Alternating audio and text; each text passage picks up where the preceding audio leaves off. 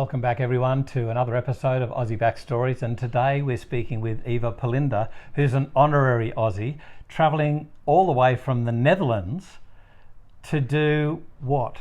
So I'm painting at the moment, houses all over Australia, but at the moment in Gold Coast. So at the moment on the Gold Coast, but you've travelled Australia? Yeah. So I started in Melbourne for a couple of months, and then I lived in the outback for a while. Yeah. Moved to Sydney, and then I was painting. I started painting in Sydney, then Central Coast. After that, in actually Broome was the next place to paint. After Broome. Horrible job you had. Yeah, it was beautiful, very different. You were painting houses in the outback? Or you travelled there? I travelled to the outback. I was actually working on an almond farm in the outback. Right. Yeah. Okay, so here's what's weird. You're painting houses for a living, and you've got a whole team around you. Yeah. But that's not your history. That's not your career back home. Yeah. Tell us about that. It's a little bit different. Yeah. So when I finished high school, I went to university and I studied plant sciences and plant biotechnology. And I majored in plants for animal-human health. And then I decided to travel.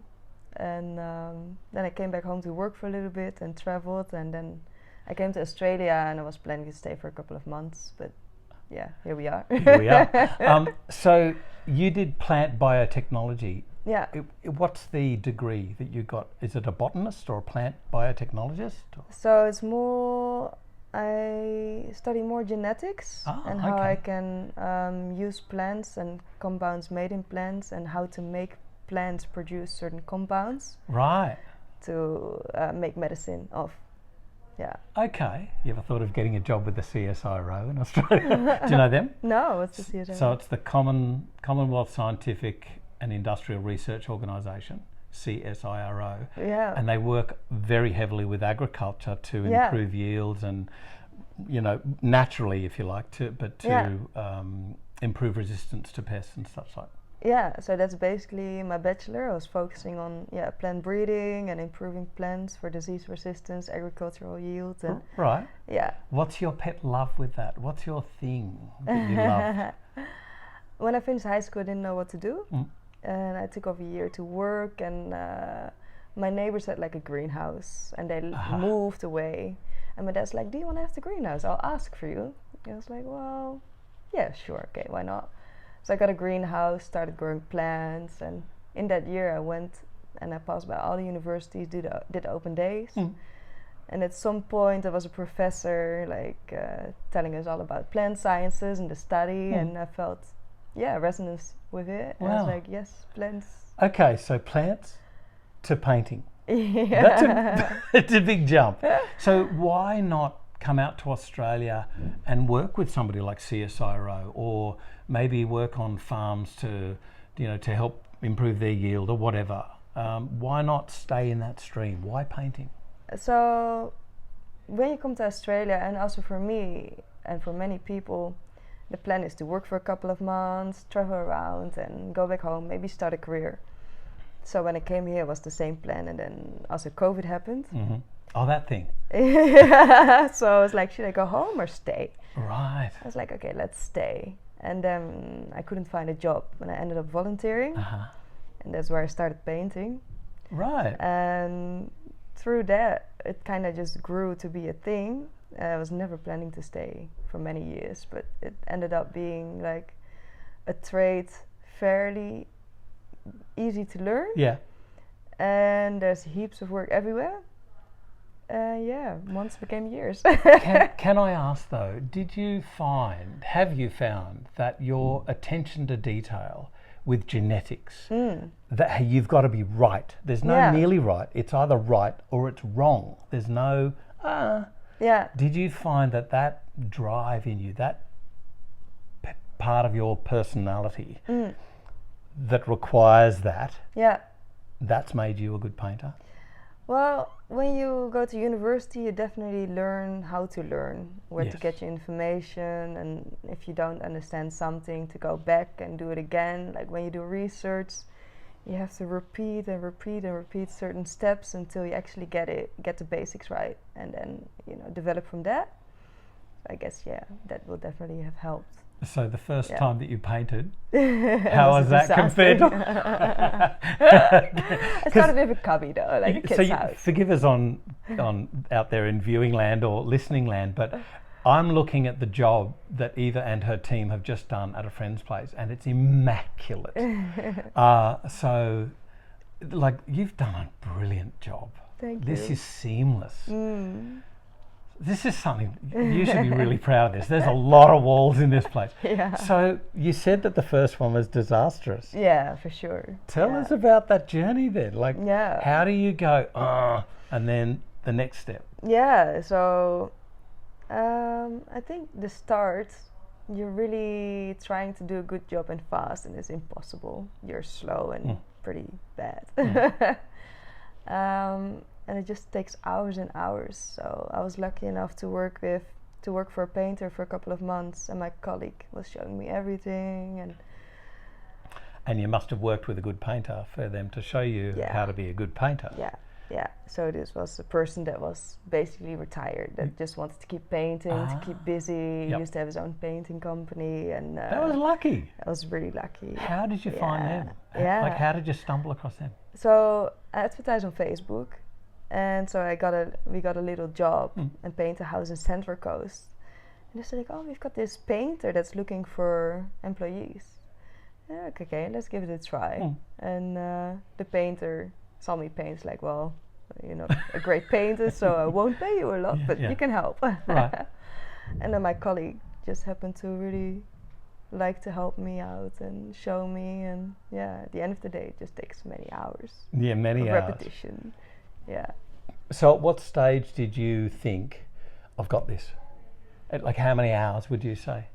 Every job I learned something new. Right. Yeah. So every job I'm like, that was not really the smartest way to do this. Yeah. So after now 3 years, I would say, like, I feel pretty confident. Yeah. But still, there's something that you have to learn. Okay. So most of us would think, okay, painting is you're cutting in, you're doing the edges, and then you do the main wall, and that's it. You might do one once over to get that even sheen. Yeah. Yeah, I've tried that. Did you enjoy it? No, it didn't work. So give us some tips, give us some tricks of the trade. What do we have to watch out for? What are like the 3 top things that people do wrong? So the first thing is preparation. So a lot of previous paint work is pretty, it's not done greatly. So you have to be sanding all the walls, sanding all the frames. Depending on the paint they used before, you use certain primer to make the new paint stick properly. Yeah, it's definitely quite easy to use the wrong paint. Next day, you're like, this comes straight off. Right. So even this whole paint over thing, it's wrong. We need to really prepare. Yeah. They used to use a lot of oil-based paints. Yep. And now they use only water-based paints, at least in Gold Coast. Yeah. So the sanding, sometimes the proper primers. There's a lot of dents, so doing all the plastering all the dents. That makes it look good. And a question also, you've painted in vastly different areas around Australia, from extremely dry, I would imagine, Broome, extremely humid Queensland, extremely cold Melbourne. Yeah. Do you find that you have to vary your technique or your choice of paints in those? Yeah? Yeah, definitely. When it's dry or windy, or definitely when it's both, you use additive to make it dry slower. Right. Is that gin or bubbly or what? For the example. additive? There's all kinds of But additive, what's the additive? What do you mean? The mainly one we use is flow through. So you can use water. Some painters use water. But to not mess up the chemical mixture, it's better to use the proper additive. So flow through is the most common one. Yeah, and it just makes the paint dry slower, because you're painting a wall, it needs to be wet. Once you go to the next little part, it needs to be wet on wet on wet. If it dries, sometimes you put down the roller, it's dry. And then it dries up really patchy. Right. Yeah. Okay. So so it's contrary. Yeah, Contrary if it dries to what we too would have slow, if it's too humid, it's raining outside, all that. You make sure you don't use too much paint. Like you use thinner coats. You don't put that much paint on the wall. So, okay, so now your future. Like you've got this plant biotechnology behind you, which again, you can carry around the world. Yeah. People need food. People need plants. Yeah. But you've also got this trade that you can carry around the world. Yeah. Because people need good painters. Yeah. People need brilliant painters. So what's next for you? More time in Australia? Yes. And how long?